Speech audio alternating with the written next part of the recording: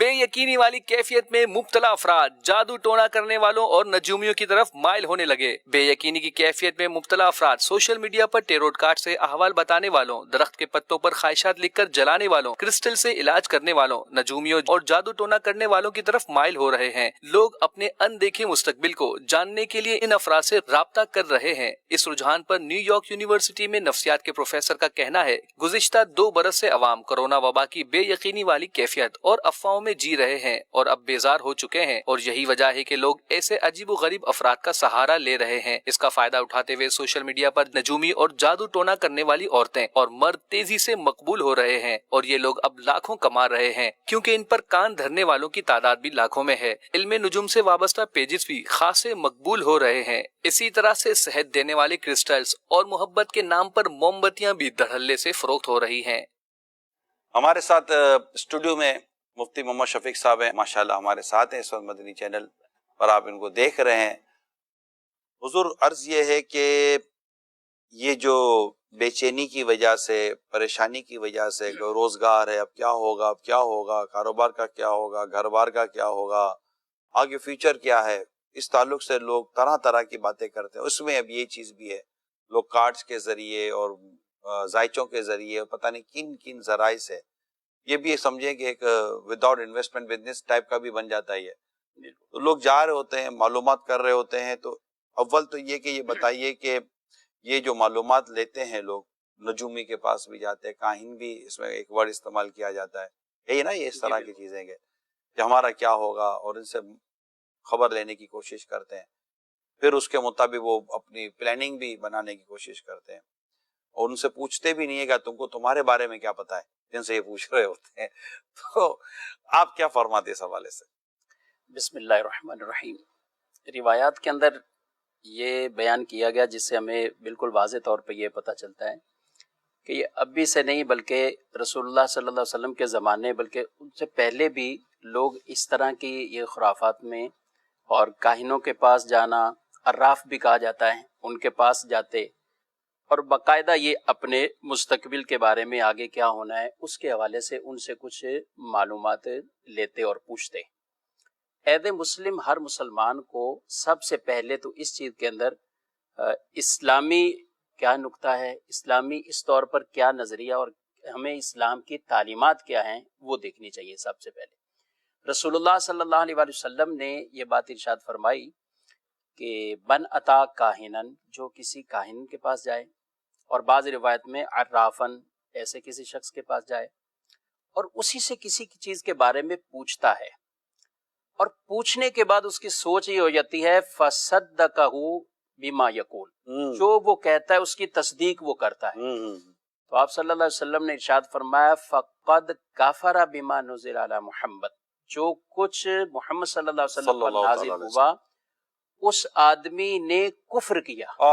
ان احکامات کو کفر کیا، گویا کہ اس شریعت کے حوالے سے ان چیزوں کا اس نے کفر کیا، انکار کر دیا کہ وہ ایسے کاہنوں کو، نجومیوں کو یہ عقیدہ رکھتا ہے، اعتقاد رکھتا ہے کہ یہ جو بتا رہا ہے یہ ایسا ہی ہے اور یہ سچ بتا رہا ہے۔ تو یعنی کتنی گویا کہ بڑی آفت میں آدمی پڑ جاتا ہے کہ بظاہر اپنی دنیا کی کچھ معلومات لینے کے لیے بھی وہ پوچھتا ہے۔ اور اچھا، ایک حدیث میں صحابہ نے عرض کی یا رسول اللہ صلی اللہ علیہ وسلم، کبھی کبھی ان سے پوچھا جاتا ہے تو ایسا ہی ہوتا ہے جیسا انہوں نے بتایا، تو آپ صلی اللہ علیہ وسلم نے ارشاد فرمایا کہ کچھ ایسے جنات ہیں جو آسمانی خبریں، فرشتوں کی کوئی بات کو سنتے ہیں اور وہ اس کے اوپر ڈالتے ہیں، اور یہ 100 جھوٹ، باقاعدہ حدیث میں میات ان کے الفاظ ہیں کہ 100 جھوٹ اس کے ساتھ ملا کر آگے لوگوں تک وہ بات پہنچا دی جاتی ہے۔ اور جنات کی شرارت ہے، جنات کی شرارت کہ جو فرشتے آپس میں گفتگو کر رہے ہوتے ہیں، کلام کر رہے ہوتے ہیں کسی چیز کے بارے میں، کیونکہ ہمارا تو یہ ایمان ہے کہ اللہ تعالیٰ نے ہر چیز مقدر فرما دی ہے۔ آدمی ماں کے پیٹ میں ابھی اس کی ولادت نہیں ہوتی، ابھی اس کے اندر جب روح پھونکی جا رہی ہوتی ہے، تو جب اس وقت اس کے لیے موت، زندگی اور اس کا رزق اور اس کا شقی ہونا اور سعید ہونا سب کچھ لکھ دیا جاتا ہے۔ تو جب یہ عہد مسلم ہمیں یہی کہ جتنا ہمارے مقدر میں ہے، جو کچھ ہے ہمیں اس پر رہنا چاہیے، ان چیزوں سے کچھ نہیں ہونا۔ قسمت کے کئی لوگ ہاتھ دیکھ کے بھی قسمت کے حال بتانے والے، اعلیٰ حضرت امام اہل سنت علیہ رحمہ سے یہی پوچھا گیا کہ ہاتھ دیکھ کر بھی لوگ اب قسمتیں بتاتے ہیں، نجومی یہ بھی بتاتے ہیں کہ تو اس طرح کوئی ان کو جانا؟ آپ نے 4 صورتیں بیان ارشاد فرمائی اس جواب میں۔ پہلی تو وہی جو میں نے عرض کی کہ جب آدمی کسی کے پاس جائے اور اعتقاد یہ رکھے کہ جو یہ کہہ رہا ہے ایسا ہی ہوگا اور یہ سچ کہہ رہا ہے، اس کی تصدیق کرتا ہے اور اعتقاد یہ رکھتا ہے، تو فرمایا یہ تو کفر والی صورت ہے۔ دوسری صورت یہ ہوتی ہے کہ آدمی اس کے اندر دلچسپی رکھتا ہے، ان چیزوں کے اندر، اور ایسے لوگوں کو ڈھونڈتا ہے، ان کے پاس جاتا ہے۔ اعتقاد بھلے وہ والی کیفیت نہیں ہے، یقین والی کیفیت نہیں، لیکن اس کی رغبت اور دلچسپی اس معاملے میں ہے، تو اس پر آپ نے ایک حدیث پاک نقل ارشاد فرمائی ہے کہ اللہ تعالیٰ اس بندے کی 40 دن کی نماز قبول نہیں کرے گا، اور یہ حرام کام ہے۔ اللہ اللہ، یعنی اس صورت میں یہ استغفر، کفر نہیں ہے لیکن حرام کام ہے، اور 40 دن کی سخت بات ہے نا، بہت سخت بہت سخت بات۔ پھر آگے ارشاد فرمایا کہ کوئی اگر ہو سکتا ہے ایسا کہ ہنسی مذاق کے لیے جاتا تیسری ہو، صورت، ایسی تیسری صورت میں، لیکن یہ بہت کم ہے ہمارے زمانے میں۔ اور جو چوتھی ہے وہ تو بالکل ہی ہمارے زمانے میں آج کے دور میں کہ کوئی آدمی کسی کے پاس جائے اور اس کو پھر اسی کو عاجز کر دے کہ تم غلط کہہ رہے ہو، جو کچھ ہے اب اس کے پاس بھی ایسا کوئی نالج ہے یا وہ اتنا پختہ ہے، یقین اس کا اتنا اللہ پر یقین کامل ہے، علم اس کے پاس ہے، اور وہ اسی کو ہی غلط ثابت کر دیتا ہے، تو یہ ایک الگ صورت ہے۔ لیکن ہمارے زمانے نارمل تو ایسا کوئی بھی، ایسا امام اہل سنت اعلیٰ حضرت کے پاس آئے تھے نجومی، جس نے کہا تھا کہ بارش نہیں ہونی، میں دیکھ رہا ہوں ہے ہی نہیں، یہ ستاروں کا حساب کتاب ہی بالکل آپس میں منتشر ہے، بارش نہیں ہے اس مہینے میں، یا جو دن کا ایک پیریڈ بیان کیا، تو امام اہل سنت نے پھر اس کا رد کیا اور کہا کہ یہ تم کیسے کہہ سکتے ہو، میرا رب چاہے تو بارش ہو سکتی، فوراً ہو سکتی ہے، وہ قادر مطلق ہے، لیکن یہ ستاروں سے حساب لگا کے اس کو ایسا یقین بنا کر اور یہ بیان کرنا، فرمایا یہ ٹھیک نہیں۔ تو اس نے کہا کہ ایسا کیسے ہو سکتا ہے؟ پھر یہ دیکھیں تو آپ نے اپنے پاس ہی جو گھڑی تھی، پہلے زمانے گھڑی اس کا شیشہ وغیرہ نہیں ہوتا، اور جب 12 بجتے تو ٹن ٹن بھی ہوتی، فرمایا کتنے بجنے کا؟ اتنا ٹائم ہے، کہا گھنٹہ پورا ہونے میں کتنا ہے؟ کہا پون گھنٹہ رہتا ہے۔ آپ اٹھے اور سوئی کو پکڑا، پونے گھنٹے پہ پہنچا دیا، وہ فوراً بجنے لگ گئی۔ تو وہ کہنے لگا کہ حضرت صاحب یہ تو آپ نے سوئی کو گھمایا ہے نا، ابھی پونا گھنٹہ رہتا ہی تھا وقت میں، لیکن آپ کے گھمانے سے یہ پونا گھنٹہ پہلے ہو گیا اور یہ ٹن ٹن کی آواز آئی۔ تو فرمایا یہ ستارے، یہ سب کچھ اللہ کی قدرت کے تحت ہے، تو رب مالک مختار ہے، جب چاہے جس وقت چاہے تو بارش کا معاملہ ہو سکتا ہے۔ تم کیسے کہہ سکتے ہو کہ اتنے پیریڈ میں ہو ہی نہیں سکتا؟ تمہارا یہ حساب کتاب بتا رہا ہے، بس آپ کا یہ کہنا تھا، تو رب کی قدرت دیکھیے کہ بارش برسنا، ارے واہ، اور بارش بھی برسی، اور